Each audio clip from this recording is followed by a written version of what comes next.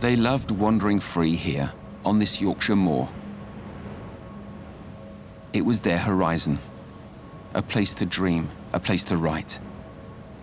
There were three of them, the Brontë sisters. There was Charlotte, the ambitious eldest, author of Jane Eyre. There was Anne, the discreet one, who wrote Agnes Grey. And there was the enigmatic Emily, the creator of the strangest of love stories, Wuthering Heights.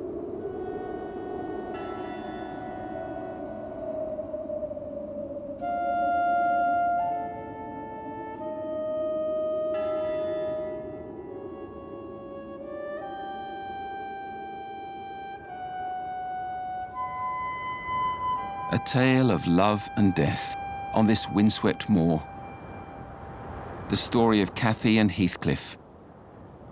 Doomed passion, merciless revenge.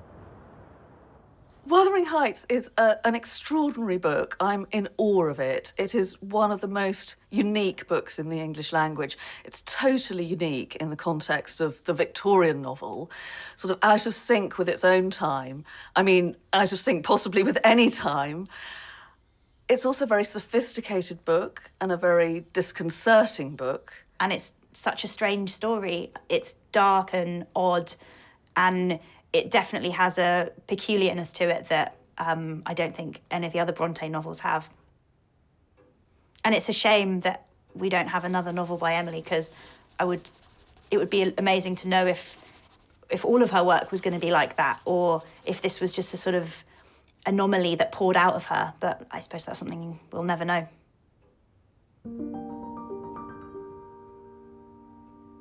Emily Brontë was born in 1818, and she only lived to the age of 30.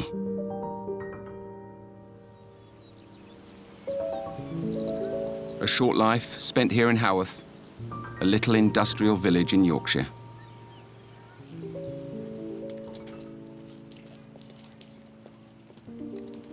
Beyond the black roofs, the moor. At the centre of the village, the church where their father, Patrick Brontë, was the priest.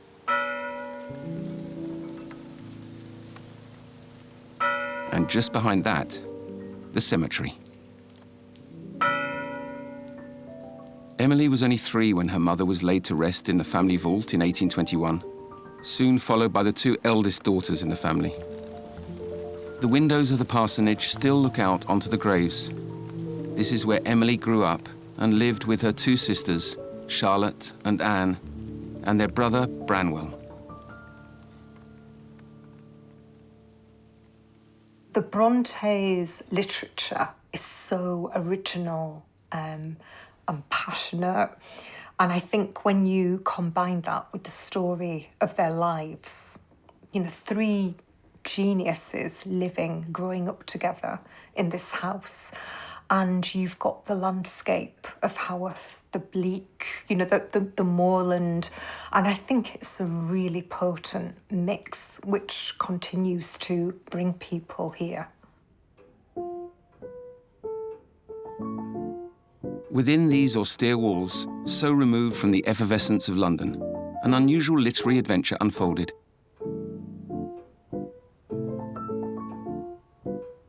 It started in secret, because at first the Brontë sisters chose to hide behind ambiguous pseudonyms, only keeping their initials.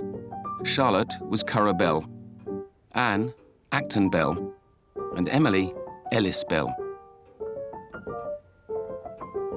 We did not like to declare ourselves women, Charlotte wrote later, because we had a vague impression that authoresses are liable to be looked on with prejudice.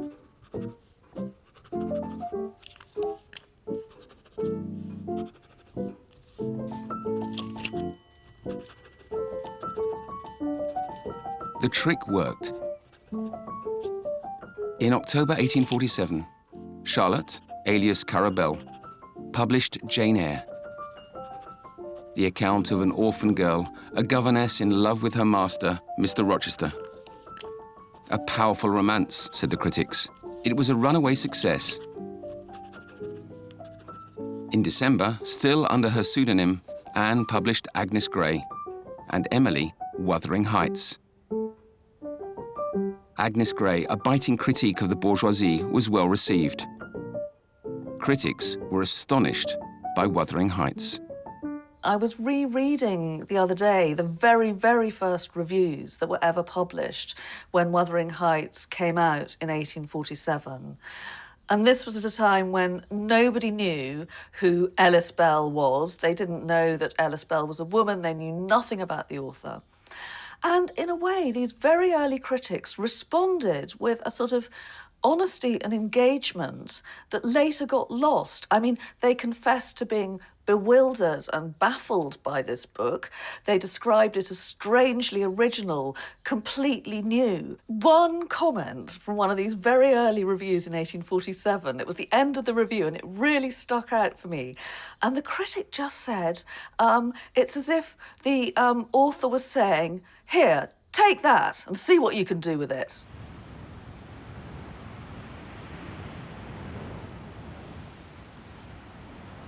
What lies within Wuthering Heights that made it so incendiary? The story begins one night in 1771 at Wuthering Heights, an isolated farm on the Yorkshire moors. The master, Mr. Earnshaw, brought a lost child there. He named him Heathcliff, a name of heather and rock, and brought him up in his family.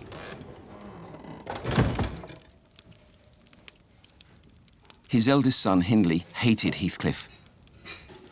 He turned him into a humiliated, brutalized servant. But Hindley's younger sister, Cathy, a wild, hatless little savage, saw herself in Heathcliff. Poor Heathcliff. Hindley calls him a vagabond and won't let him sit with us nor eat with us anymore. And he says he and I must not play together and threatens to turn him out of the house if we break his orders. His conduct to Heathcliff is atrocious. H and I are going to rebel. Cathy, Heathcliff, for life, in death. A childhood love that cared nothing for either the taboos or the difference in class.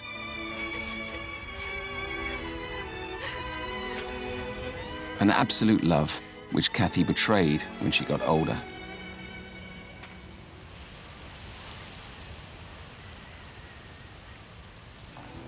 Heathcliff!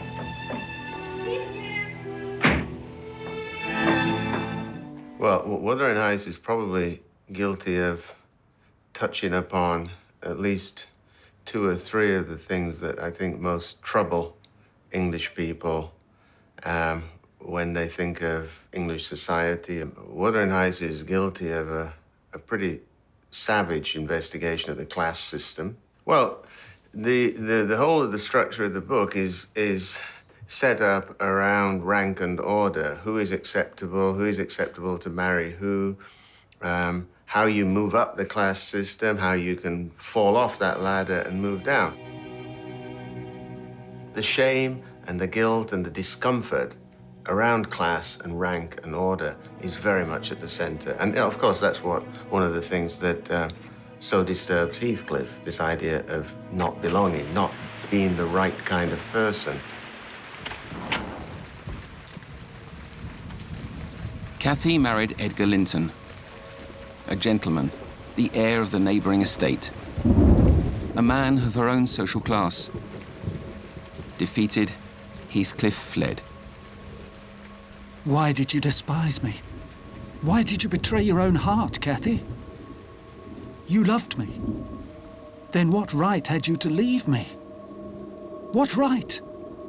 Answer me. Because misery and degradation and death would have parted us? You of your own will did it. I have no more business to marry Edgar Linton than I have to be in heaven. And if Hindley had not brought Heathcliff so low, I shouldn't have thought of it. It would degrade me to marry Heathcliff now, so he shall never know how I love him And that, not because he's handsome, but because he's more myself than I am. Initially love, some kind of love, a kind of connection, a bond, which has become poisoned. It's become diseased. It's become infected with something that they can't recover from, but they can't really escape each other either.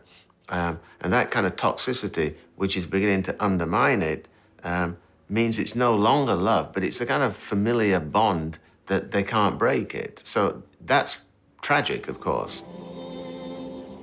Years later, Heathcliff returned to Wuthering Heights. I'll wait for you. Till you come. Devastated, Cathy died of sorrow.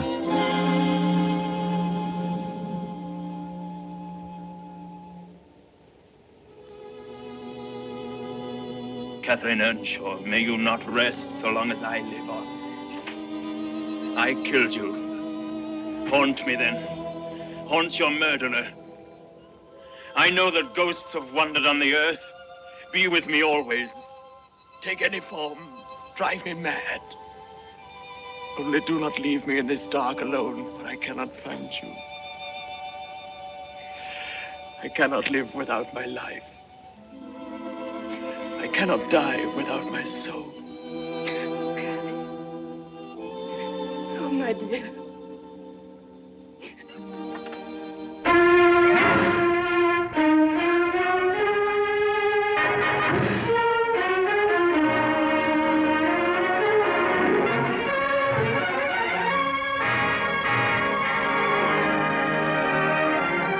The 1939 film version by William Wyler with Laurence Olivier as Heathcliff had an enormous impact in terms of turning this book into a sort of icon of popular culture and a sort of iconic story of romantic love.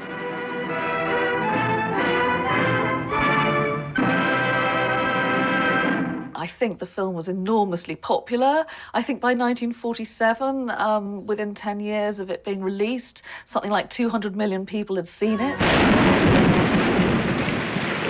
Cathy, Heathcliff, the Moors. Classic, but in danger of being misunderstood.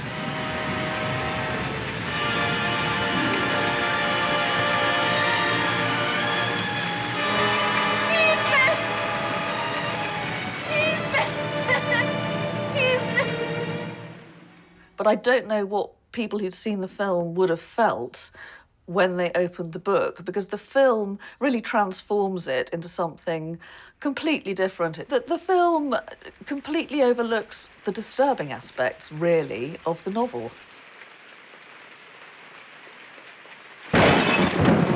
It makes Heathcliff much more sympathetic, and it completely omits the second half of the plot in which Heathcliff implacably pursues his revenge.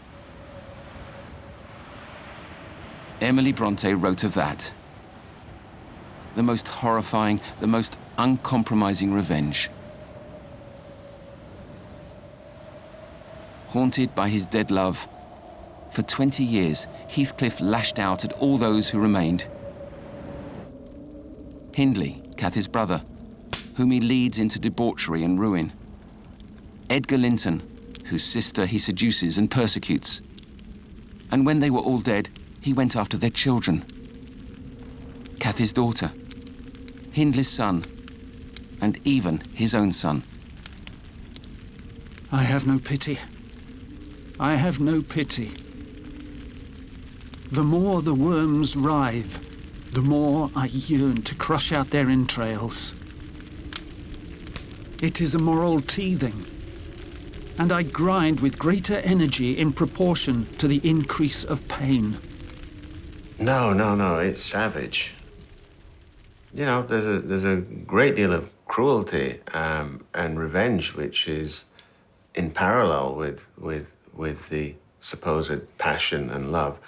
And again, it's unchecked, it's uncontrolled, it's wild. There's a moment where I think Heathcliff takes the young Cathy, Cathy's daughter, Cathy number 2, on his knee and slaps her so hard about the face and ears.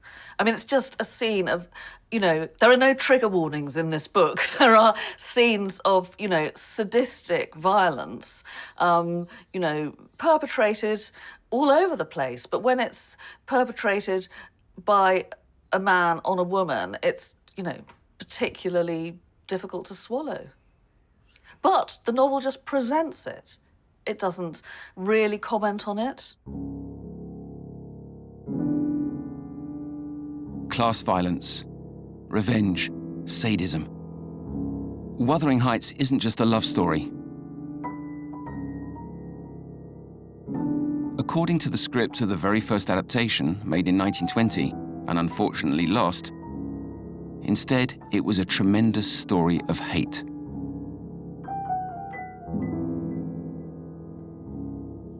The moral of the story, if there is one, is not... It's not an optimistic view of human nature.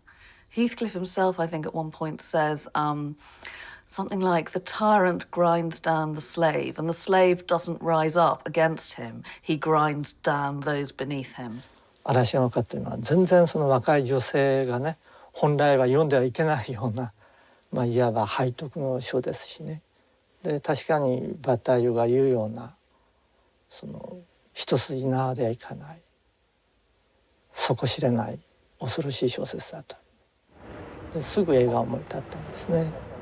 Wuthering Heights has been adapted for the cinema more than 50 times. じゃあその土手の向こう行って、土手の向こう。河原さん、土手の裏側行ってもらえますか? In 1988, Japanese filmmaker Kiju Yoshida took on the challenge. His version embraced every aspect of the work. はい、そこでしゃがんで。しゃがんで。Heathcliff is Onimaru. Cathy is Kinu. 鬼丸が立ち去ってござります。何故止め立てなさりませなんだ。いいよ。鬼丸は行ってしもうたのではない。ここにおる。ここにおる。そうじゃ。鬼丸は私。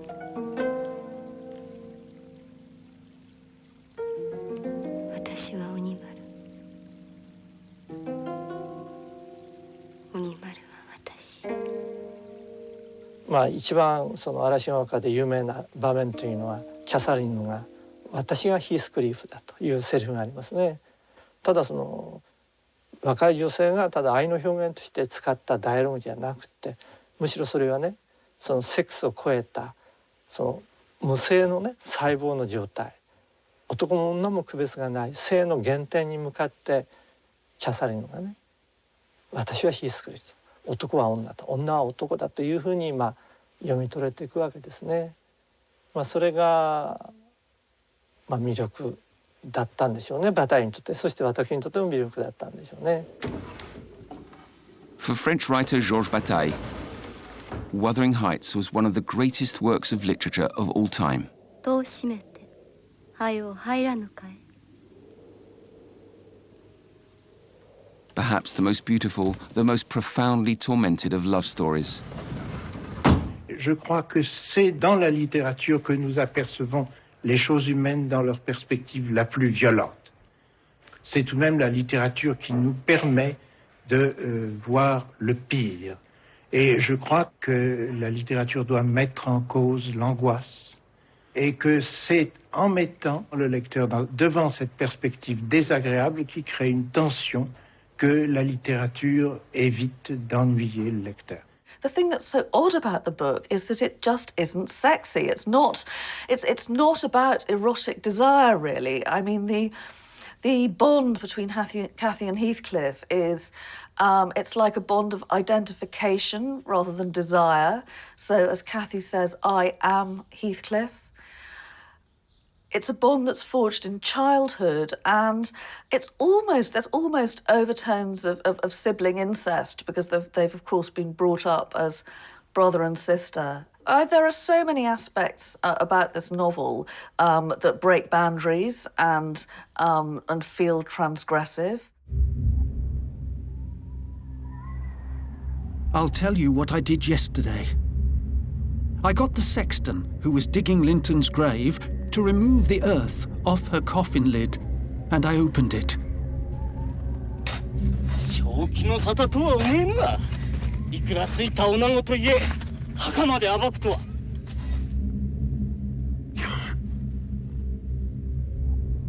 Before closing the coffin, I struck one side of it loose, and I bribed the sexton to pull it away when I'm laid there. And then, by the time Linton gets to us, he'll not know which is which. どんな未開の社会の人たちでも人間は2つの大きなね禁止事項を持っているというんですね、馬体は。で一つは死体に死んでしまった人間の死体は暴いてはいけない。それに触れてはいけないというこの禁止事項もね、人間社会はずっと守ってきてるわけですね。それからもう一つは、近親相関してはいけない。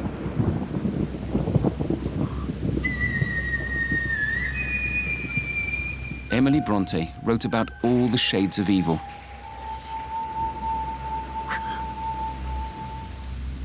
And that's what has fascinated, obsessed, and astounded people from day one.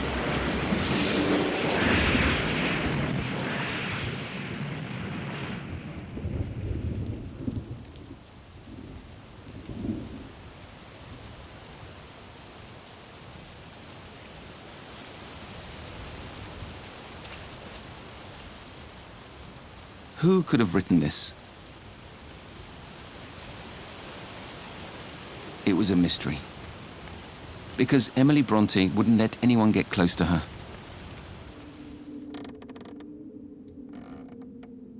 Hidden behind the walls of the parsonage in Haworth, and her pseudonym, Ellis Bell.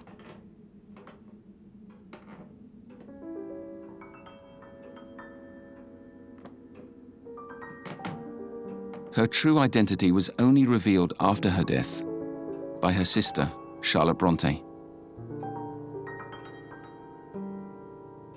After this, actually, critics, they turn against Wuthering Heights completely. By this point, they know it's by a woman, and this also really changes their viewpoint. I mean, it was, when it was being read as being by a man, it was an interesting experimental work of art. Once it's known to be by a woman, it's unacceptable. In response to Victorian England, which condemned Wuthering Heights and its creator, Charlotte Brontë rewrote the myth of Emily, painting her as a simple girl from the moors, a solitary, reclusive, and innocent virgin, supposedly inspired by an inexplicable intuition. Charlotte pleaded for her to be forgiven, claiming she didn't realize what she was writing. Charlotte once said an interpreter should have stood between Emily and the world. And actually an interpreter usually does, because we have to rely on the testimonies of Charlotte or of other people who didn't have an intimate relationship with her.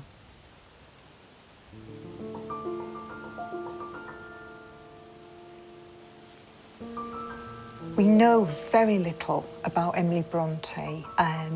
She's quite mysterious.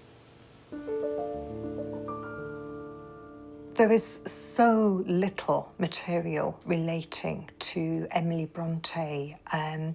We don't know for sure whether she destroyed many of her stories and her early manuscripts before she died, or whether Anne destroyed them after Emily's death. I think because Emily didn't form friendships outside the family circle, we don't have that kind of wealth of correspondence, which we do in the case of Charlotte. All we've got to go on are a small collection of diary papers, which she produced every 4 years with her sister Anne. The first diary entry is dated November the 24th, 1834. Emily was 16 years old. Anne and I have been peeling apples for Charlotte to make an apple pudding. Tabby said just now, "Come, Anne, peel a patat." It's past noon, and Anne and I are yet to wash, make our beds, or do our chores, and we want to go and play outside. Emily is just describing what is happening. It's just symbolic of how we generally feel about how we wish we knew more about Emily, but there's something in the lack of sources and also in her own personality that just won't let us in. Emily evades us, and the mystery remains. Unless we could go back in time.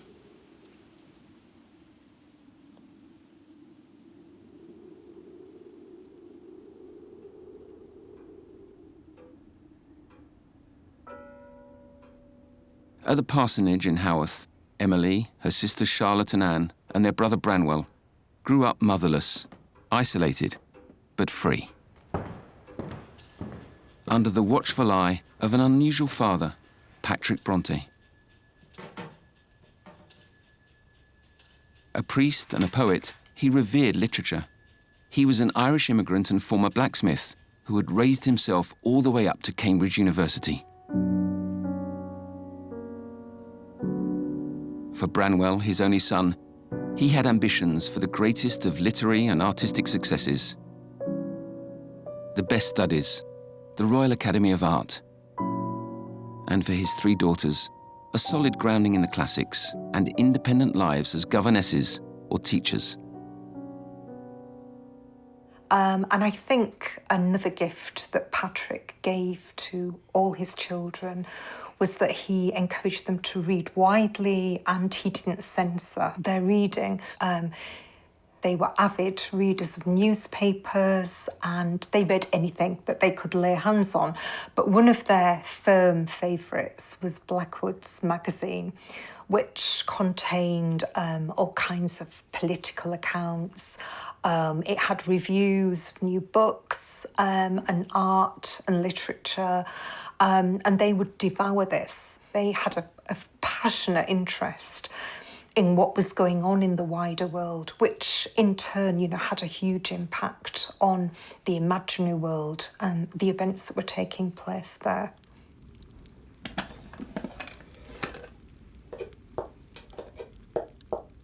One day in 1826, Patrick Brontë gave 9-year-old Branwell a box of 12 toy soldiers. Along with his sisters, Branwell dreamed up names for them: adventures, conquests, and passions. And soon, as they played and wrote, a whole imaginary world took shape. The adventure had begun. 4 writers were born. Awful Branny, gloomy giant, shaking o'er earth his blazing air. Dread Tally next, like a dire eagle flies. Emmy and Annie last with boding cry. All these and more than these before my eyes appear. Imagining the fire going and the darkness and the curtains drawn and the candles and the 4 of them sitting around this table with their papers spread out is a really arresting image, and it's impossible to sit in this room and not imagine that.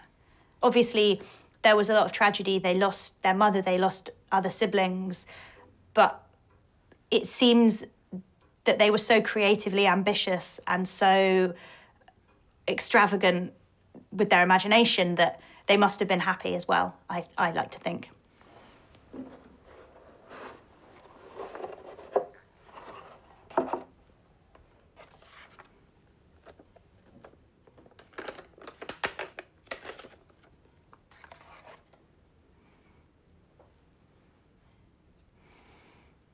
So this is one of the miniature books produced by Charlotte Brontë when she was about 13 years of age.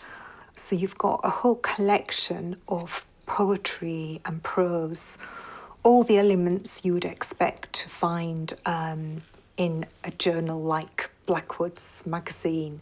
These were intended to be read by a set of toy soldiers, and they would act out little plays and created an imaginary world around the soldiers. So I think it was all quite childish initially, but as the children got older, the imaginary world and the ongoings in it got more and more complex and sophisticated.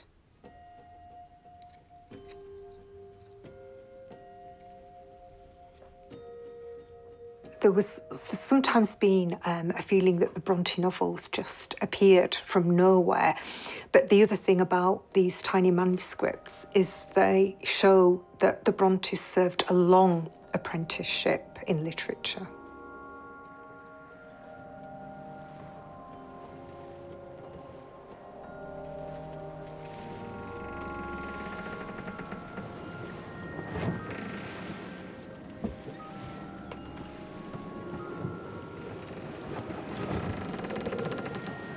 We wove a web in childhood, a web of sunny air. We dug a spring in infancy, of water pure and fair. Miniature books and hundreds of poems, prose texts and detailed maps. Written by the four of them over nearly 10 years.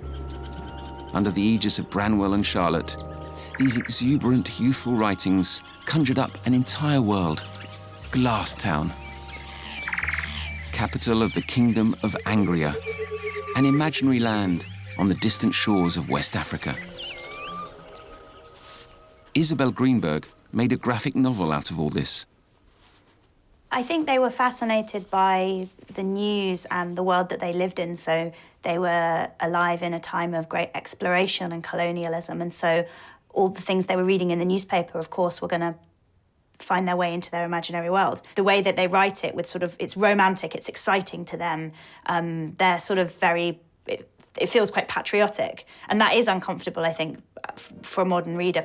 But they were children of their time, and they were writing what they knew.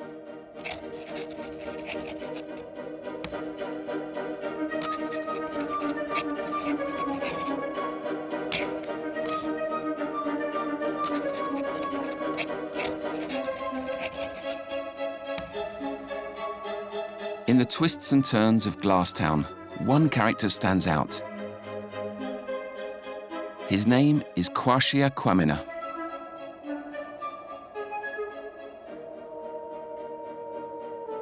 Most of the characters they use are sort of British, English, European types. But Kwashia Kwamina is a native prince of the Kingdom of Angria, and his plot arc is really exciting. He is rescued / kidnapped from his village by the Duke of Wellington himself, who's been doing the pillaging.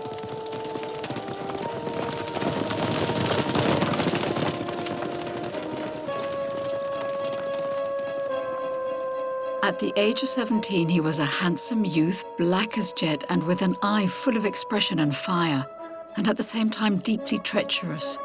And notwithstanding the care with which he had been treated by his conquerors, he retained against them the most deeply rooted and inveterate hatred. I don't know if that is something that was on Emily's mind when she was writing Heathcliff. I like the idea that they had sat around this table chatting about Kwashia and Heathcliff, but I'm not sure. But the idea of a sort of hated brother being brought up, I guess, perhaps abusively, maligned, hated, not respected, and then having to seek revenge, that is a parallel, I think, that you can't sort of escape.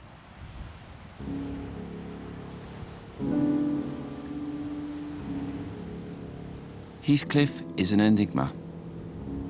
He's a foreigner, but where did he come from? What is his background?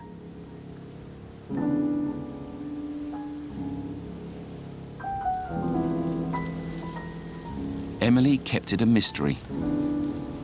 Clues planted here and there to decipher throughout the pages.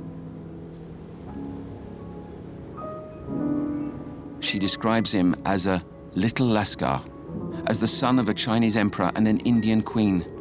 But above all, he's the 7-year-old child Mr. Earnshaw brings back to Wuthering Heights one night.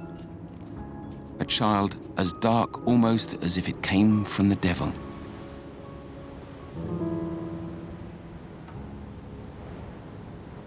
You've got to leave some room for the imagination, but her physical descriptions of Heathcliff as, you know, his colour, the colour of his skin, the descriptions of him, you know, in terms of how he kind of frightens people when he walks, you know, in the way in which, you know, people take a double take sometimes when the door opens and they're not expecting to see a darker skinned person walk in or a person with curly hair. She's doing that all the time throughout, certainly in his youth, you know. She doesn't need to do any more than that, then you suddenly realize, you know, he doesn't look like the other boys. It's not just that his origins are a problem, it's the visuals are a problem as well.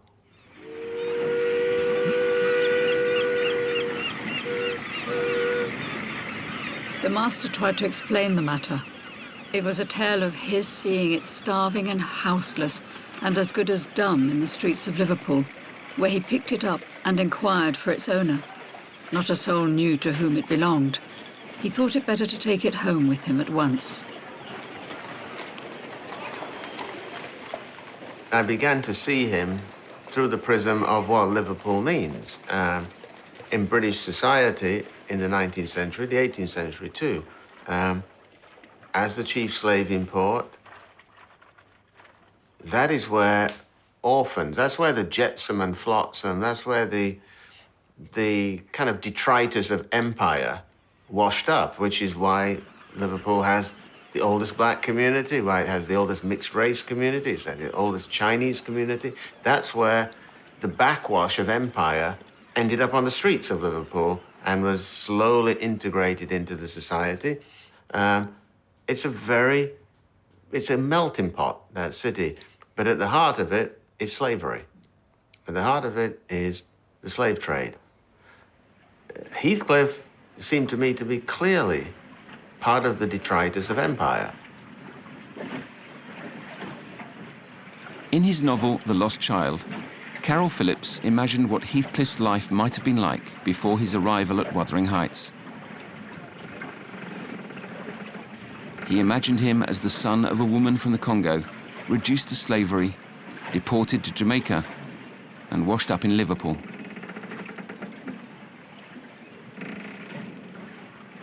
Slavery wasn't abolished until 1833. Emily was 15, and in the newspapers she, her sisters, and her brother devoured, the debate over abolition was omnipresent.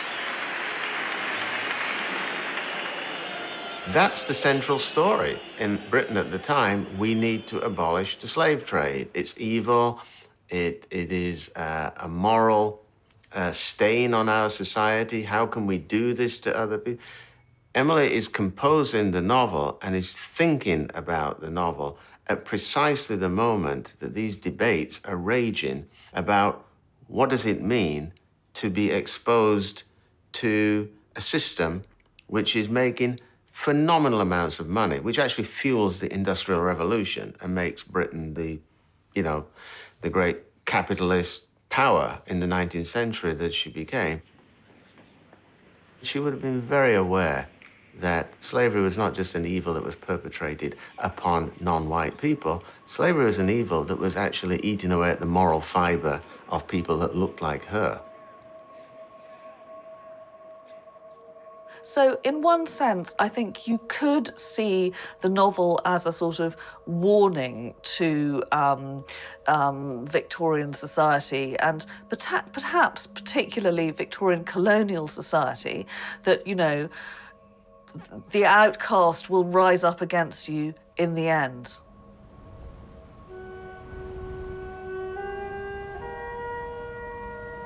It seems that at the heart of her novel, Emily Brontë tucked all the things that ate away at the society of her time. Violent class relations, but also colonization, slavery, the oppression of the other.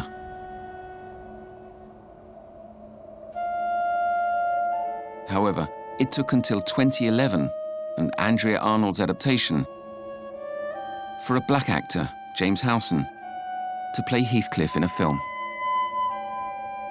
It's not convenient to look at a great canonical novel like Wuthering Heights and see it through the prism of multiculturalism or, you know, because it didn't begin then, as far as most people are concerned. It began with people like me arriving in England after the Second World War.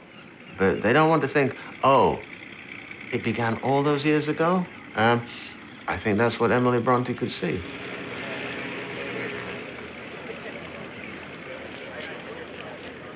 My parents came to England in the late 50s from St. Kitts, which is a small island in the Caribbean.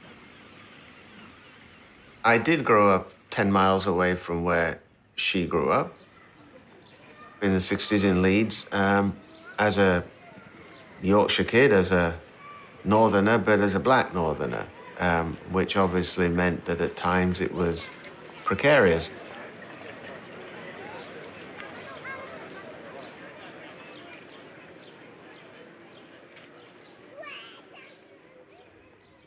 That duality where some days you feel you belong, some days in subtle and unsubtle ways you don't belong. I think I share that with her because I'm sure on a Sunday she belonged because her father was the big man in town. It was his church, and she could sit in the front pew and she belonged. But I'm sure when people saw her walking by herself on the moors, they were thinking, who's that freak out there? What is she doing? It's really important to understand that Emily Brontë herself was marginalized. You're not... if you have to publish under the name of a man, as a woman, that tells you something about the precarious nature of your relationship to that society. So that's the crucible, if you like, out of which she was writing. She had the intuition about the other because she's the other too. That's why.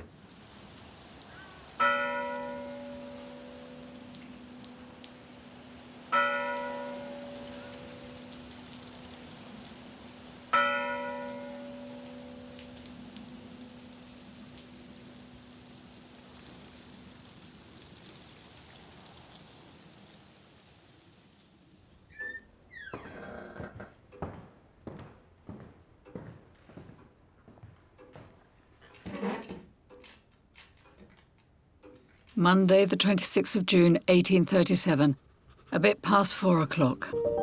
Charlotte working in Aunt's room.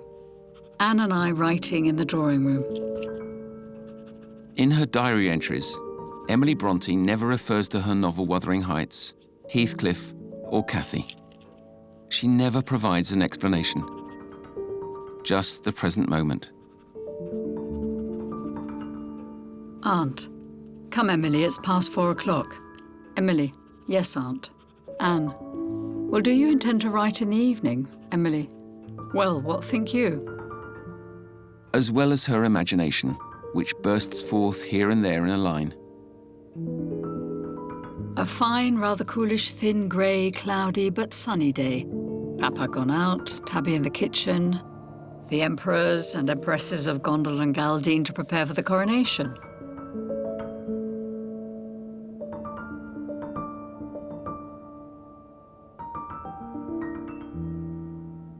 It's really as if the imaginary world, the fantasy world, and the real world are on a continuum for her. For Emily, the imaginary world is as real as the real world, and she doesn't really ever want to give up retreating into this world. I mean, I say retreating, but on the other hand, it was also clearly a world in which she was able to exercise her powers of imagination in a really creative way that involved actual real work that fed into her greatest work, Wuthering Heights. As they grew up, Charlotte and Branwell drifted away from the imaginary worlds of their childhood. Emily stayed true to them, building a new kingdom, Gondal, with her younger sister Anne.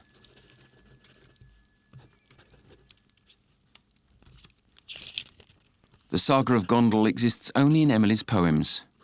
Hundreds of verses written from her teens until the end of her life. Between the lines, you glimpse the fate of a mysterious queen. AGA, Augusta Geraldine Almeida. Her kingdom of moors and mist, her many lovers dead in combat, murdered, or mad with love. Augusta, you will soon return, back to that land in health and bloom, and then the heath alone will mourn, above my unremembered tomb, for you'll forget the lonely grave, a mouldering corpse by Elna's waves. Beautiful, in love, rebellious. Could AGA foreshadow the rebellious Cathy of Wuthering Heights? I would even go so far as to suggest that Wuthering Heights is taken from a Gondal story. I think she's taken the characters and just put them into a Yorkshire setting. I think Emily's poetry is important. It gives you an indication of the themes that drew her, and which are all there in Wuthering Heights. Doomed love affairs, tragic early deaths, and also revenge, it has to be said. Those are themes which you see in Wuthering Heights.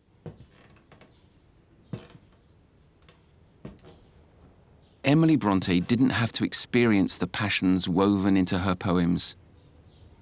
She read about them.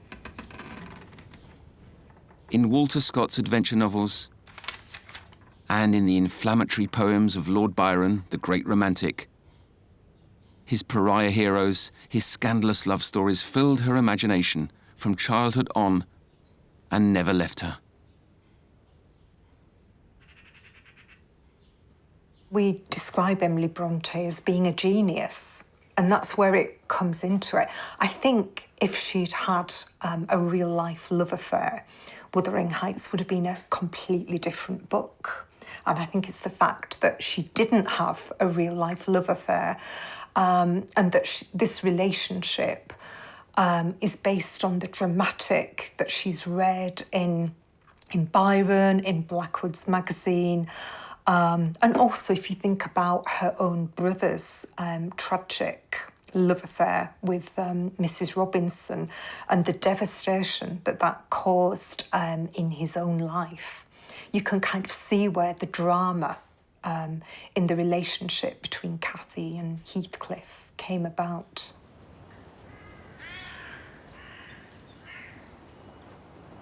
Emily saw her brother foundering, lost because of his impossible love for a married woman, Mrs. Robinson.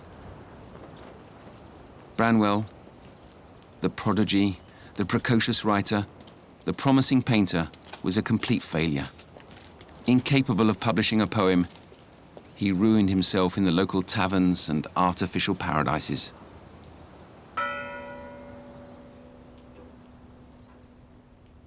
From this painting of the four of them, which he painted at 17, he eventually removed his image. He died on September the 24th, 1848, at the age of 32, defeated by his sorrowful passions and tuberculosis. A few weeks later, Emily, too, fell ill with tuberculosis. She refused any treatment. She died on December the 19th, 1848, on this sofa, in the parlour in which she had grown up, dreamed, written.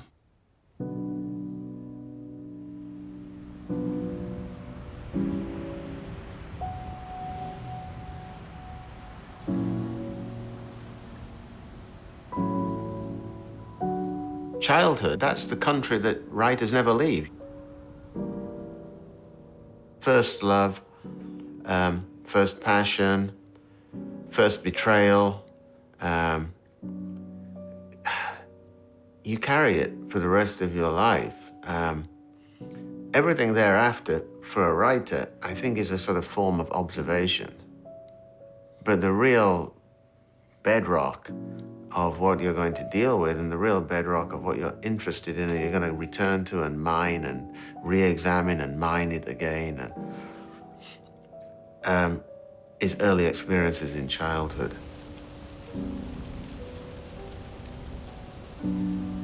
In the end, isn't that what she shares with Heathcliff? Her wretched anti-hero, haunted by his dead love, who never got over the lost paradise from which he had been exiled. Wuthering Heights, Cathy, the moors, childhood.